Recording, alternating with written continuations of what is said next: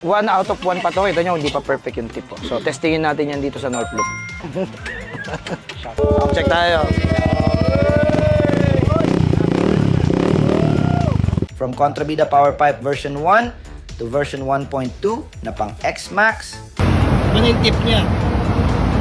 And also, iba na rin yung hit guard niya. Kasi yung hit guard ng Contrabida, hindi talaga papasok sa ganit kalong hit. Design kasi namin yung hit guard din para sa stock. Eh, since ito ay 300cc, kailangan ito mas malalaking yung magnet.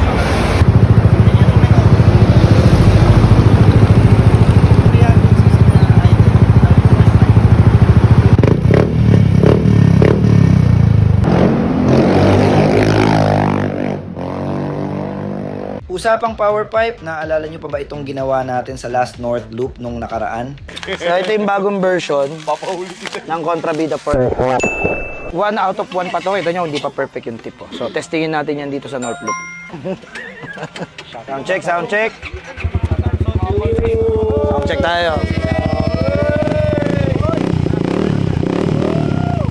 Sapul! Sapul kalat!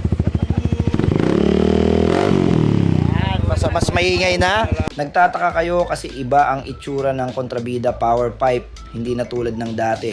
Ito, balikan natin ang Contrabida Power Pipe version 1 nung paglapag nito. Ito, Contrabida Power Pipe para sa inyo. Contrabida exhaust uli para sa mga 300cc natin dyan.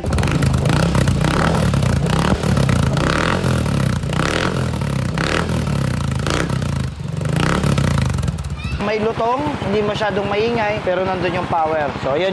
Nandito yung technology niyan sa loob, ha. So, para sa mga na-X-Max. At ito na nga. Ito na ang bagong-bago na Contrabida Power Pipe for X-Max version 1.2. Nag-evolve ito lalo from North Loop natin. Pinag-aralan natin ito, ha. Iba na yung tip niya.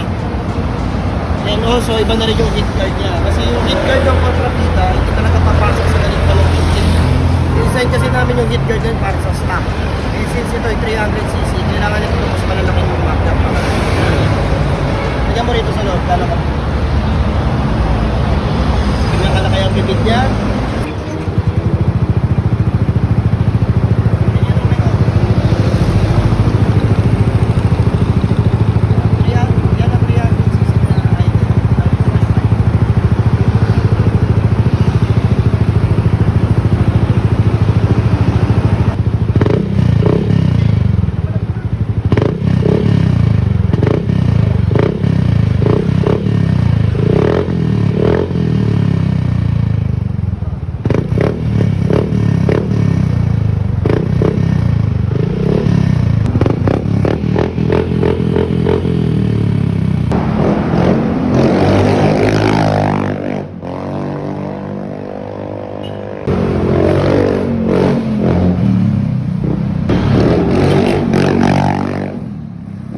Available ang Contrabida Power Pipe sa iba't ibang motor. Ito, flash ko sa inyo. Every flavor, every tape, gonna take it, cook it, shake it, bake it.